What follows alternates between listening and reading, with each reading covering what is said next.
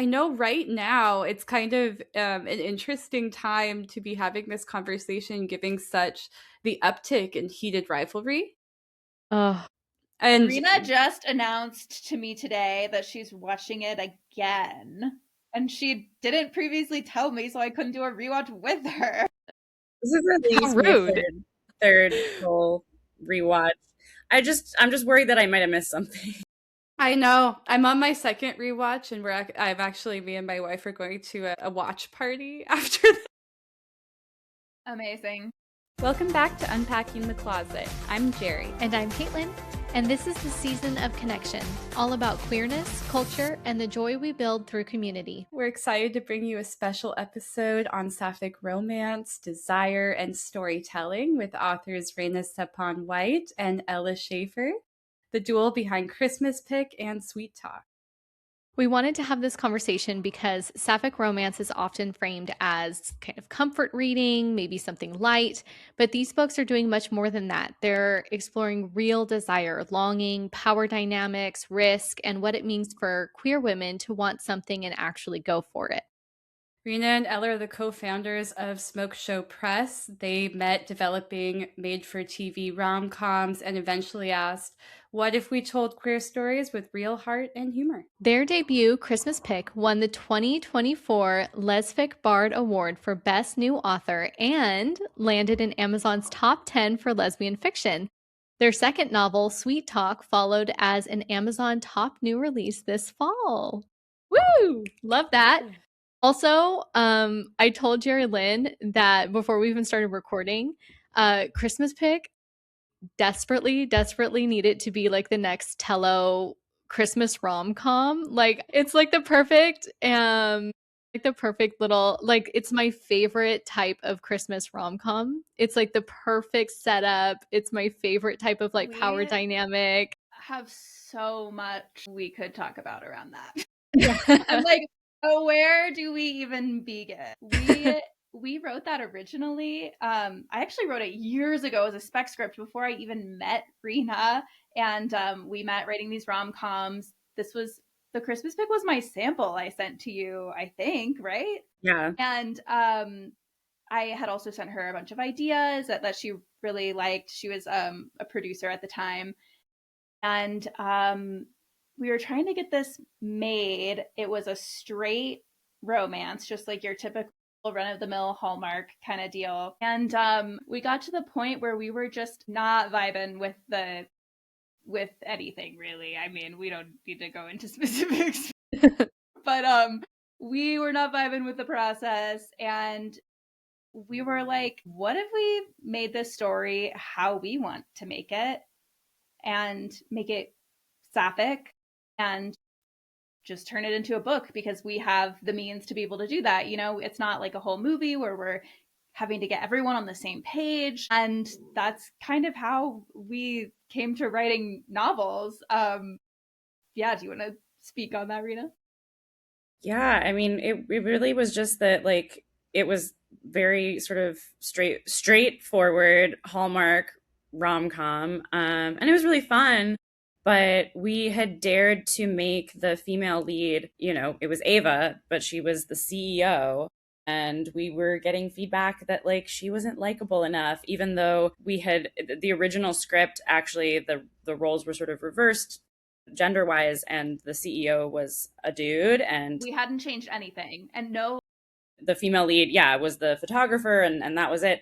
And we weren't loving that. It felt sort of expected. So we'd switched the genders of those two characters for this hetero romance, and started getting all this feedback of like, well, your female lead is just not likable or relatable, or like I'm no longer rooting for her. And it was like, wow, that's messed up. same exact lines that the man had Because said. It was so truly, because she's yeah, a woman, because she was a woman. they were we don't like women in power, clearly. Yeah. Yeah. So that was sort of the impetus to us just being like, well, we would rather that both leads be women, and we would love to see more unlikable women on screen or in any of the, you know, narrative stuff that we consume. And yeah, and so trying to turn it into something sapphic and then pitch that version of the script also proved, understandably, unfortunately, like difficult out there. You know, it's like Hallmark makes like one Sapphic movie, and then it's like, well, we're the lesbians and the queers are good for the next 3 years, right? Like, we don't have to do another one. We've checked the box, and there's just so little like latitude or space for just anyone, and I think hopefully the industry continues evolving, but it is really slow. And yeah, we just felt like the fastest way that we could get this really beautiful story that we cared a lot about out to the audience that would appreciate it was in book form. And I'm so glad we did, because it just like really ballooned into, it was sort of the first project that our company Smoke Show put out. We published like, what was it, like 10 days after the 2024 election. Wow. And yeah, we were losing our minds. We were like, what are we doing right now? Putting a queer book out into the world? Like, we're going to make it on some sort of list. Like, I know. Books are going to get banned. Like, what's the point of even doing this? I think we've all had those thoughts. We felt the same way about this podcast. We were like, are we dumb for starting this podcast right now? Well, it ended up being the complete opposite reaction. Yeah.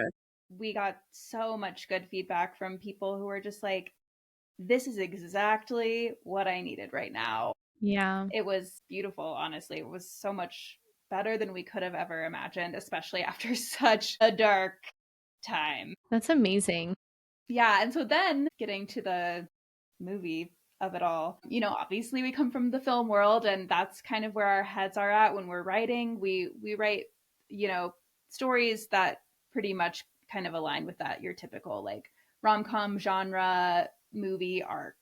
And we did have someone approach us after the book was released to make it into a movie. And amazing. Rena was like, yeah, let's do it. We love the producer, and so we were like very excited. But as I do, I get really crazy ideas. Like, I probably should never take a shower again because I get too many shower thoughts, too many ideas. And I just like came to Rena the next day and I was like, it's such a lovely offer that like somebody wants to make our movie. Like, that's amazing. But I think it might be a musical. Okay. And Rena was like, you have no idea how happy you just made me. So of course Rena was very unhappy with me at that moment. And I was like, just think about it. Like, come back to me in a couple days. We spend all day together on Zoom, by the way. So I'm just like, just think about it. A couple days later, she came back to me and she's like, damn it. Dang. Let's do it. And so we've been working on that. And we have a song that we've written. We have a bunch more. Oh my gosh, amazing. Yeah. We'll have to give you a little sneak preview. Oh my gosh, please do. I don't know if you guys know, but I'm a musical theater major. Like, my background is in theater. That is my degree. Incredible. Yeah, we're a theater kid. You're making me very happy. So it's just like the story is so campy and out there that we were like, this just lends perfectly, we think, to a musical format. Yes. I mean, I think that makes sense. It's just the right thing to do. Well, and you want to keep your creative integrity. And I have a lot of respect for that. Not just taking the first thing that knocks, but like really thinking about what makes this story special and how you want to share that. Yeah. I mean, I think it's going to be a totally different iteration of it too, which I find really fun. As filmmakers, we're, constantly looking at things to potentially adapt as from books to film or to TV. And I just think having that kind of power over your own story where you can take it and be like, I wrote it this way the first time and now we can kind of try something new with it. And it just refreshes it for us and makes it all that more exciting again. Yeah. No, I think that's an amazing idea, turning it into a musical. And really, when you think about it, in the space of theater and musical theater in general, we don't have really any representation of queer like holiday rom-com type, like there's nothing really out there like that. Like you think queer musical theater, you think Rent. I mean, really, what else is there? We don't have a whole lot else, you Certainly know? Well, or it's geared towards not in men. the mainstream at all. Exactly. It's like, I mean, it's really wild to us that that's the case because both of us are also theater kids, lifelong theater kids, but and Like, like who do you that know was who's a very theater much kid who wasn't that was like gay? yeah, that was like my original and for me, like, well, both of us really like grew up in pretty conservative small towns that were rural, and it was not like everyone who did theater was out at the time, but now most of them are, and it was very Yeah. much the first like queer community and like space that I got to be a part of. So it's just so wild that like we don't have all of the shows and musicals that our hearts desire. And there's just like, I think people are so hungry for that and we want to feed them. Yeah. Yeah, I would Well, agree. clearly. I think our community is very hungry for that. I think there definitely is a market. So I'm very excited to hear that you guys want to produce it into a musical. That makes me so excited. The I'm song that so we have happy. right now is called Everyone is Gay. They And are. exactly. I I used to have a partner. We dated for a few years and he was a man, Mhm. bi or queer or whatever, whatever you Same, want to call it. same, And We're the same. same page. he would always say, "Well, everybody's at least 12% gay." And I was like, "That was a great lyric. Thank you." I'm gonna take that one. I'm Yeah, gonna take that one with me. and Thank I'm you. gonna run with it, baby. I'm gonna run with it. And so we have, and it's really fun and catchy, if I do say so myself. I mean, it sounds like it. I'm excited to hear it at some point. So, from coming from a TV and film background, right? How did that influence the way that you guys ended up working on like an actual novel? Did it influence anything that you thought about, like pacing, chemistry, how like you write the emotions to come off of the page and everything? I mean, I I've always been a writer, and long before I ever opened Final Draft or even thought about writing a script, I would just like write stories. Hmm. And also, I think, as most writers are, I was also just like an avid reader. But having been in film for 10 plus years at the point that Ella and I sat down to write, a novel together, it honestly, in a funny way, it felt like cheating to get to write prose because writing screenplays, it's all about, I mean, there's certainly like there's an artistry to it, but so much of it is about being really, really concise, painting a super visual picture. You don't get to be internal in the descriptions. Like it's Mm. either dialogue or you're just telling us what we see. And, sometimes you fudge it a little bit, especially if it's, we're also gearing up to direct something hopefully later this year, you can sort of fudge it a tiny bit and add in some detail that you're going to try to direct the actor towards. Writing prose was just like, to me, felt like this very like luxuriant experience of getting to just dive deep into these characters' heads because we had written, we had written versions of the Christmas Pick script and had conversations around it about like who these people are and what their motivations were and what they're thinking. But then when you write a book, you get to like actually write that out. And So much more texture came into the story too, which I'm almost like yeah, we should do every project that we do in a book form first, because for example, Harmony Springs wasn't in the screenplay at all. And so this queer town just like blossomed on the page, and if we hadn't written it into a book, that would have come to fruition. Mm. And I also love first person. I always like reading romance books, dual POV first person, and writing one was such a dream. Come from an acting background. I did theater and then did a lot of film as like a teenager, and that's like when I made my way out to LA. So writing from a character's perspective was just kind of natural for me, and yeah, we really just kind of flowed into it. It was nice, and then alternating these perspectives, which is definitely not something you do in a screenplay really ever, you know. Yeah. It was just like Rena said, it was such a treat, honestly. It sounds like writing a book seems like more freeing in a way than writing a script.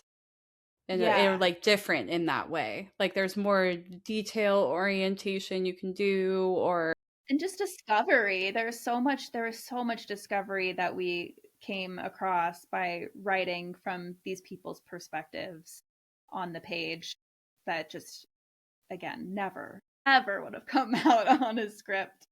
Yeah, well, and I mean, the other thing too is like a script is at the end of the day an instruction manual for a giant filmmaking crew and actors and production designers and all these people who, you know, the medium is such that like the script is going to become a movie, and that's when the texture and the details and the embellishments come out. Whereas a novel, obviously you edit and, you know, refine eventually, but it's like you are working already on the final product, and so there's like a lot of flourishes that you get to have control over. And if you are not just but like just a screenwriter and then another director takes your script and runs with it, you know, it's just a very different world and dynamic. And we love both. They're just so different. And I for me, and I think for Ella too, like getting to write this novel together, or as our first book, like just also just unlocked this feeling of like a whole new world of possibility had opened up to us as creatives. And, you know, we wrote our next book in less than a year. And like,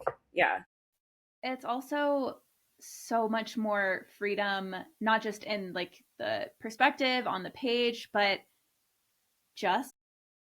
that's why we started Smoke Show, because we were really tired of waiting for other people to give us the go ahead or say yes or be like, yeah, you can write this screenplay or produce this short film or produce this feature film. We could just do it on our own. We learned how to publish a book in mere weeks, which was a crazy decision on our parts, but we did it because we were so ready to just take things into our own hands. And that's really just the heart of Smoke Show. I love that because you're doing it all without apology. You know, it's like, this is who we are. This is what we want to write about. And if you wanted the male lead, too bad. This is what you get, a power female lead. Period. Yeah, not sorry at all. Is it? I know right now it's kind of an interesting time to be having this conversation, giving such the uptick in heated rivalry. And Rena just announced to me today that she's watching it again. And she didn't previously tell me, so I couldn't do a rewatch with her. This is really rude. Third full rewatch. I'm just worried that I might have missed something. I know. I'm on my second rewatch, and me and my wife are going to a watch party after this. Amazing. But of course you are. I'm not even shocked. Yeah, I'm going to probably watch it a third time. But it's interesting because something that I learned that I didn't know before is that a lot of male romance stories, like male and male romance stories, are usually geared towards women. And then, of course, screen-wise, we see a lot of like Sapphic love stories actually geared towards men on the opposite spectrum, just with the hypersexualization of women and stuff. So I'm curious because it seems like this audience is Sapphic, clearly by the nature of the book, and that part feels obvious. And at the same time, I'm curious how you think about that secret sauce. What makes this story feel like it's written for the Sapphic gaze rather than, you know, other folks? I mean, I'll say this. I agree that it feels like we've connected to the audience that we're also a part of, like identity-wise, and therefore I think that that's part of this, just like maybe a sincerity, and it rings true because we are of that world and community, and therefore we're writing something that feels really authentic, and it's just like what I and Ella want to read is what we're writing. At the same time, when we published these books, I was like, this is for Sapphic readers.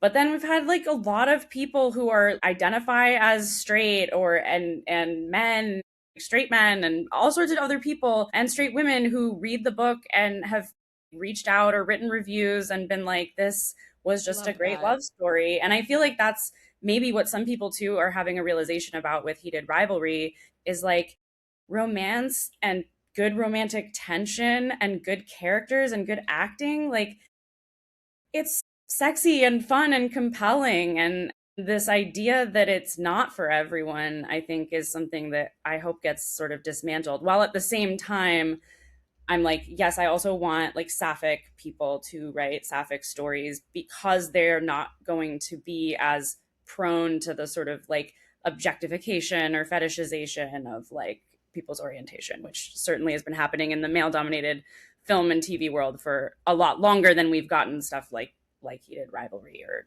Well, and you know. hot take, which you might have to cut this out. I don't know. This might be too hot of a take. But I mean, we get our Heated Rivalries, but we don't have that Sapphic version yet. I know they're working on a couple. I hope they're successful. But it does seem that people don't tend to tune in and really like, you know, keep those shows going. But for me, I'm like, don't men want to watch women make out? Like, wouldn't that be more appealing to the broad spectrum of everyone? Like, women, I think are usually a little more like open to seeing like women on women versus men watching men with men. So like that audience we have, and then like again, like don't guys want to watch women make out? Like, or maybe even do a little more? Like, who knows what our adaptations will be like? But I just feel like if you make something good, people will watch it. And I think that this community is so ripe with stories. There are so many stories that we're just so excited about that our friends have written, that we're writing. And I really hope that with Smoke Show we can make them come to life, because I think there's a hunger, there's an audience there, and they're just not being fed. Yeah. Completely agree. I would say that like you're both really really good at balancing everything in your books, like balancing fantasy, emotional intimacy, all of these other things, all of these elements in your books, they're balanced so well. Like how do those things work together for you as writers? Balancing that fan kind of style of writing with that emotional intimacy and making it feel so real and believable and something that like you can really connect to as the reader. I mean, I've always been a dreamer, just I remember like when I was younger, just like closing my eyes and kind of like dreaming up my own little stories in my head, and just all the yummy, juicy stuff that maybe you think about later in your bed while you're alone. But maybe also cut that out. But um I I just always had these little cute fantasies, and I thought like everybody kind of enjoys these little sweet romances that they make up in their heads for themselves, and why not have that on the page? What do you think, Rena? Yeah, I mean, I don't know exactly how to answer your question, but I am taking it as like a huge compliment because you're saying that we've balanced those things, and that's like successful to me because that's what I want when I read a book of romance. And I will not be naming any name, but I just read like something that had been recommended a lot, a romance novel, and I was like very annoyed because we were spending so much time in the characters' heads between action. And I do think that like maybe that this is like a slight edge, although I think good writers or the writers that I gravitate towards are not doing that as much. But I do think us coming from a film background where you are always thinking about like what is the action, what's actually Yeah, happening, what are you seeing? but the sort of world we come from where it's like an indulgence to be in someone's head, I do think that that serves us well as writers, at least in this genre, because we're always like, yes, we're enjoying being like inside their thoughts, but we're always like, and where are we now going to go like tangibly action wise? And so I think hopefully that's what you're responding to, and other people as well, is like it feels like it's propulsive, there's movement, there's always something happening next, because I really could sit down and like write a version of the Christmas pic where we're just like fully in Joe's head. I could do that, and I would probably enjoy it in like another type of self-indulgent way, but I'm also like, I don't think anyone wants to read that. I don't know. It would probably, I probably would get bored with myself too. Um, so I don't know. I find it really interesting that you both come from a film like theater background writing books, because I feel like usually it goes the other way around, where people are authors first and then they're adapting the book and like working the other way around, whereas you come from a completely different, entertainment background working into the literary space. Yeah. What has that process been like for you? I mean, again, so freeing. Just being able to jump in head first, no boundaries or limitations. It was truly just a joy. And I remember, I think I proposed the idea of writing a book to you, and you were a little hesitant at first because we had never written prose before. And Rena is like the practical producer of the two of us, and I'm kind of like the let's just go, let's do it. And I think that's a great balance that we have. But I always just got to give Rena like maybe a couple hours or a day, and then she's just right in there with me. And that's what happened with this. We literally, for the Christmas pick, we kind of, it might have been the span of a week. We decided, okay, we're gonna write a book. It's September. If this book is a Christmas story, we're either going to write it now and publish it now or sit on it for a year. So I was like, Rena, we kind of got to do it now. And she was like, why not now? You are insane. Why do you keep having these absolutely bonkers ideas? Please leave me alone. And then, then she came back and we did it in, oh my 3 months? 3 No, months? no. 4 months? We adapted the Sapphic version of that script into the novel and had basically a week turnaround for our editor to like give us notes and for us to do rewrites. It was probably 5 weeks. My That's gosh. crazy. That's wild. I was in French Polynesia. It was like the end of September, and Ella messaged me while I was on this trip. I was like She's swimming just, with whales. Yeah, having the best time of her life, swimming with whales, living her dreams. And I was like, and then Ella was like, we gotta work.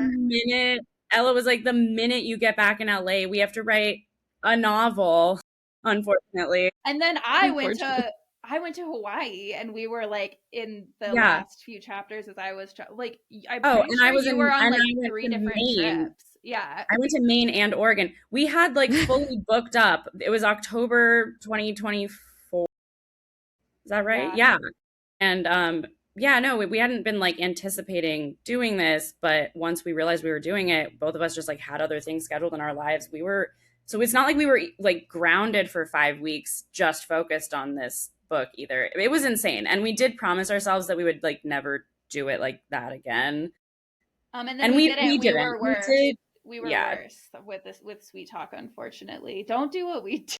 Like 3 weeks? We spent more time writing Sweet Talk, well, like in the grand scheme of things, if you like look at when we started our mutual document, but we didn't like really dive in until, I don't remember. Don't ask me about time. It's all a blur. But I do feel like the turnaround at the end of the day with Sweet Talk, like the real meat of it, was kind of less than the Christmas pick. Yeah, it's hard to compare it, but yeah, I mean, I also think just as creatives, so much of the time it's like you can work for as long as you want, and for whatever reason, and if anyone's cracked the code on this, DMS or something, but like it feels like no matter how much you prepare and spread things out, it's like the final stretch is never not just terrifying. A bunch of words that I don't know if I can say on always your podcast, the last minute. Like, it's true. We love a deadline. So true. We love a deadline. Work up right to the edge. That really is a creative thing, isn't it? Like we're like, let me wait until right before I need that deadline to be real close before I'm ready to really See, Get out. I'm not really that way, but one of us. Not pointing fingers or anything, but No. Yeah. So it sounds like you two have known each other for a really long time. When and how did you meet? I think it was probably like 4 years ago. So not that long in the grand scheme of things, although But when you we spend 8 spent hours a day on Zoom together. We've spent like almost every waking hour of those 4 years. It feels like working on all of our stuff. So it has been a lot of, relationship development and figuring out our creative dynamic, our interpersonal dynamic, how to play to our strengths, how to like balance each other out. But yeah, we met, like Ella said, I was producing and developing these Hallmark Lifetime movies, and I put out a call for writers, for screenwriters, and she sent me the Christmas pick, the hetero version of the Christmas pick, as like a writing sample, and then some other like pitches, and they were the best pitches that anyone had sent me. And it was a completely like sort of cold email intro. We didn't know anyone in common. It was like just kismet. But as soon as we started working together, even though it was in this like very specific space of, these made for TV movies, I think we worked on those together. It was like maybe just under a year. Wow. But I already think we could at least somewhat tell that we had some similar tastes and interests outside of that genre and specific zone. We just went dinner. Because when we met, I had just left LA. The writer's strike was happening and the actor's strike and all of that horrible nonsense. So I went back to visit LA after we had been working together for a while, and we had a dinner where we just sat and yapped for 4 hours or something, and we were like, all right, I think we can do this. That's amazing. And so it sounds like you all have a lot that's coming down the pipeline. Do you want to talk a little bit about that? Yeah. Again, where do we begin? I guess begin where we left off just before this. Yeah. Our big deadline.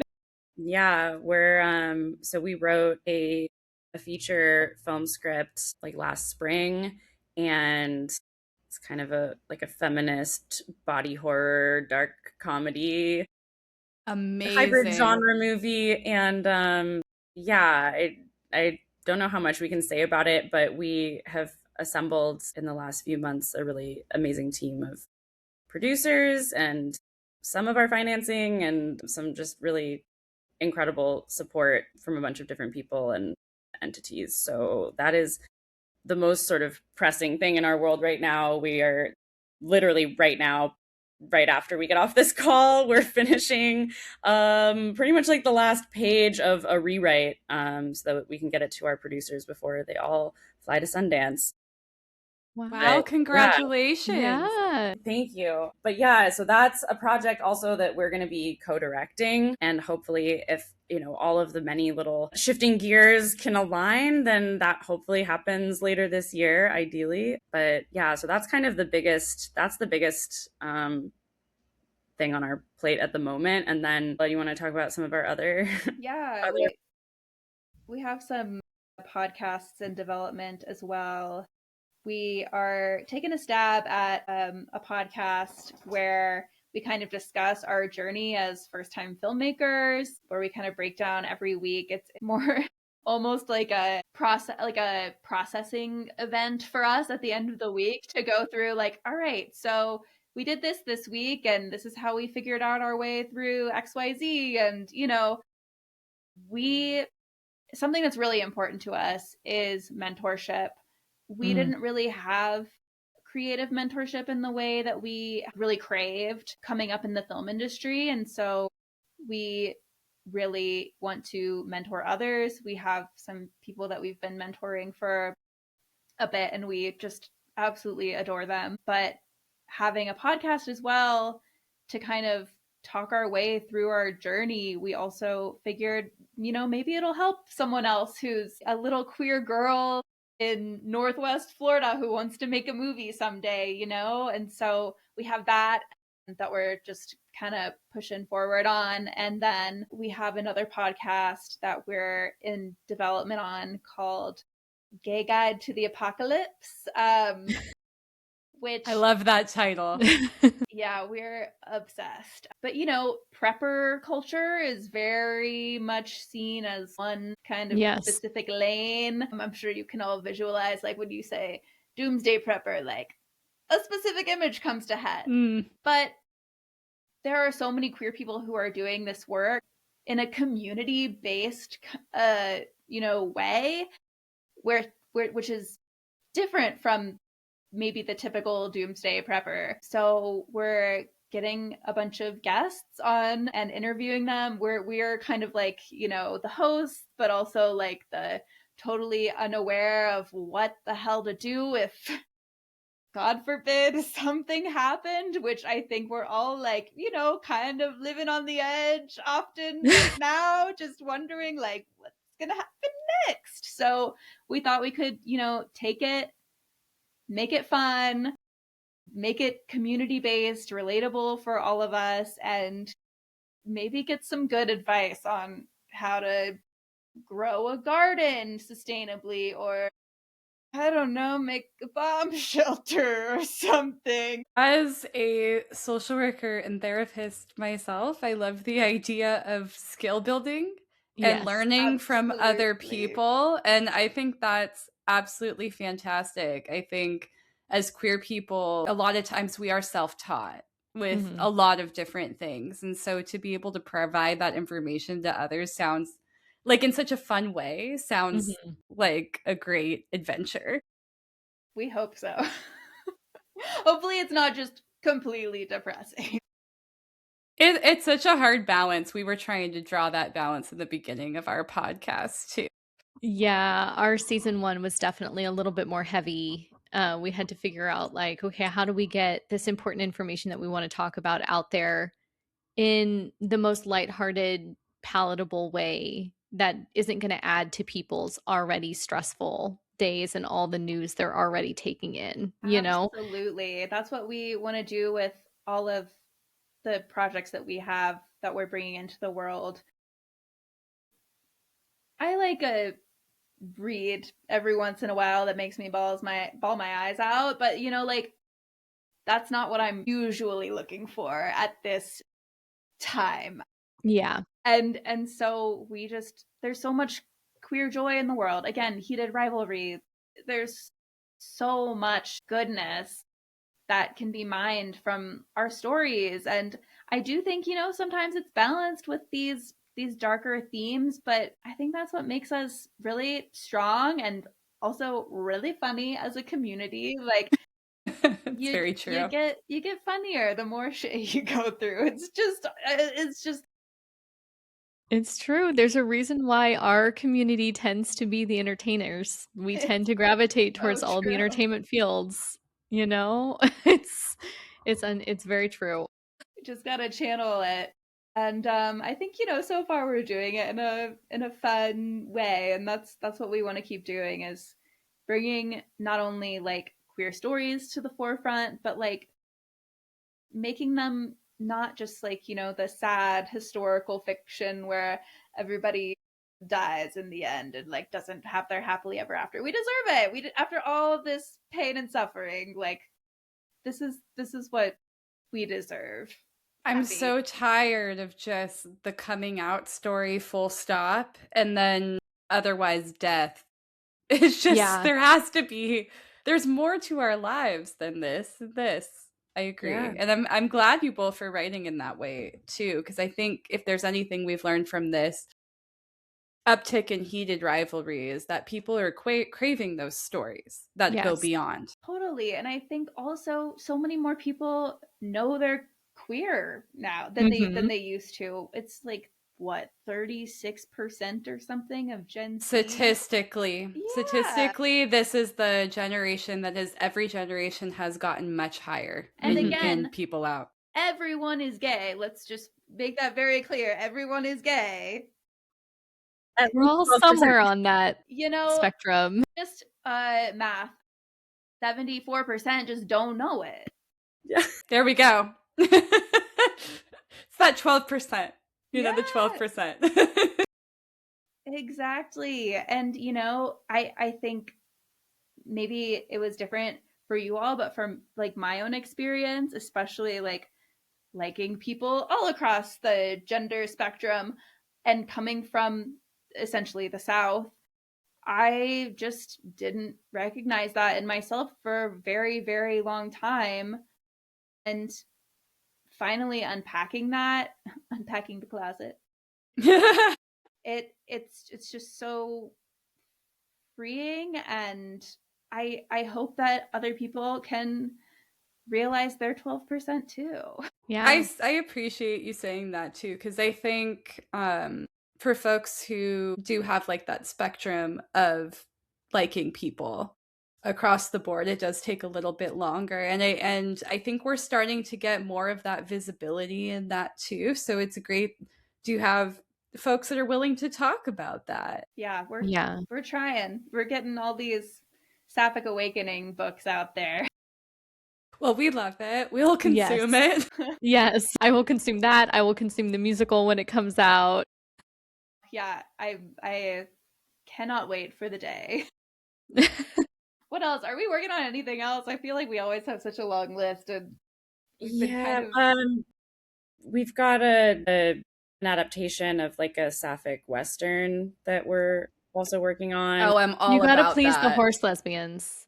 You gotta. Wait, how did I not know? I was the horse girl growing up.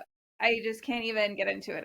It's everybody would make so much fun of me because it's like, hello. Yeah, no, I've desperately wanted to write something involving horses for a very long time since I was 9 years old, and we're making it happen. You're writing for that younger you that's inside, that's been waiting. Yeah, little tiny Ella, the little baby that. All about it. Give me some Western aesthetic. I'm so down. Yeah, I don't know if you guys know, but her wife Ella, bolo ties are big. She's into. Heck yeah, she is. Bolo tie. I love that. It's so true. That's funny. Every time I go to an antique store, I think about Ella. I'm like, are there any bolo ties here? Well, if you want get some bolo ties, come to New Mexico. My God. You know, it's honestly on my list. I've heard so many good things about Albuquerque from queer people. I love it. Also, Santa Fe is lovely and beautiful, and there are so many local artisans who make bolo ties, and that's amazing.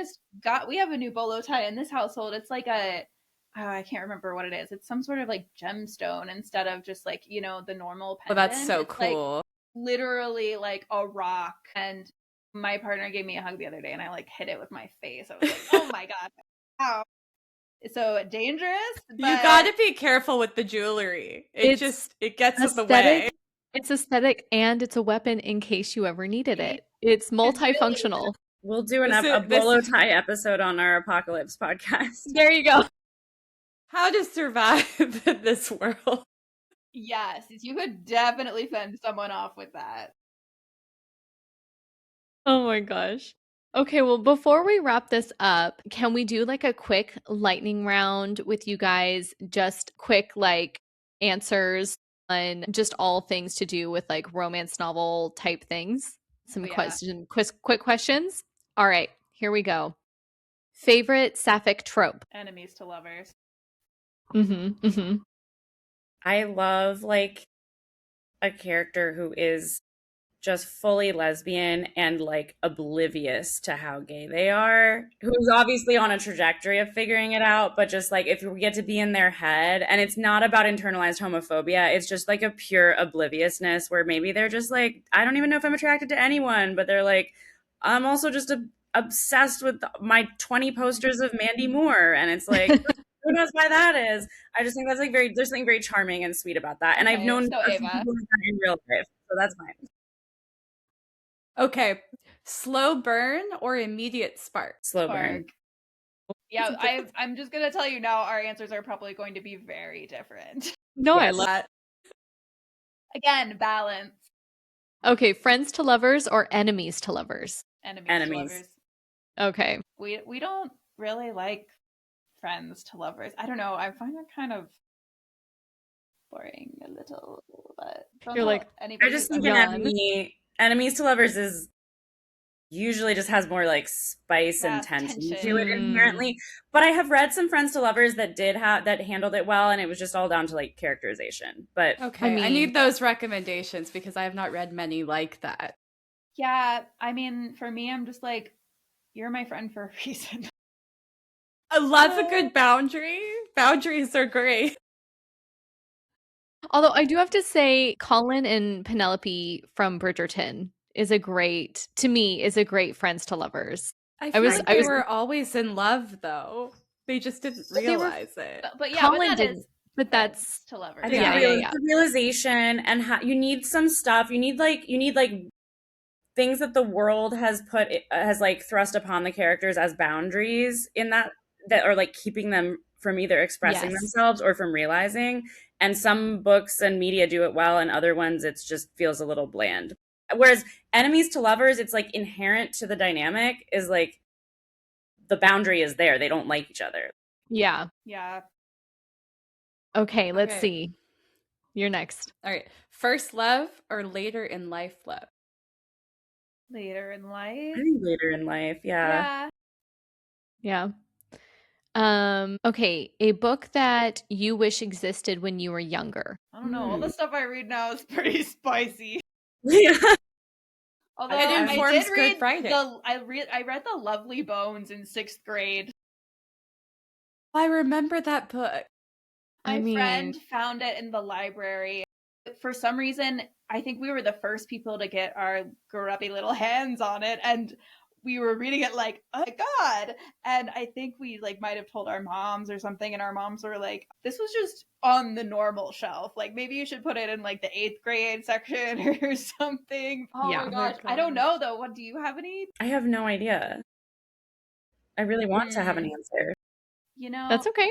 My friend. It's okay, if you think of one, you'll have to message us and let us know. My friend Maggie Horn writes really good YA, like Sapphic YA, and I was reading like a lot of John Green growing up, but I wish I had known some more like Sapphic stories. Maybe I would have woken up to the fact a little bit earlier. Okay, yeah. I'm stealing Ella's answer as well because I also loved reading YA and like, you know, I remember reading like, oh God, I don't remember who wrote the Alice books or Judy Blume or like, I read a lot of YA stuff that did deal in like relationships and sexuality, and none of it was queer in any way. And it would have been really nice actually, like sort of the inverse of what I think both me and Ella probably were thinking initially, which is like we read so much like, you know, smut and sexy romance now that's very much for adults, and it's like I don't think I should have been reading that when I was 11, although I probably would have. But anyway, we were very advanced. But I wish that I had in the YA space like books that were age appropriate, that were about like sapphic awakenings or just had queerness at all, even like queer men, like any of it. I think that would have been. I remember really reading. Nice. I read Will Grayson. I don't remember when that was, but that was like queer male characters. But I just don't remember reading anything sapphic at all. And I think that disparity is still kind of happening today. It's obviously much, much better than it used to be, but still, I mean, you see the popularity of MM romance totally outshine sapphic romance. But again, like, we have an audience, right? Everybody wants to see girls kiss. That's my theory. All right, last one. One word you hope readers associate with your work. Heartfelt. That's a good one. Yeah. I love that. Okay. Thank you both so much for being here and for writing stories that help queer women like us feel so seen. You can find Christmas Pick and Sweet Talk wherever books are sold, and you can follow Rena and Ella at smokeshow.press on Instagram and TikTok. If you love this conversation, subscribe to Unpacking the Closet, leave a review, and share in this episode with someone who loves sapphic stories as much as we do. Yay! We always end up doing yay. We always try to suppress it, and it never happens. It always comes out. All right. It really does. Keep showing up, even when it's messy. We'll see you next time in the closet.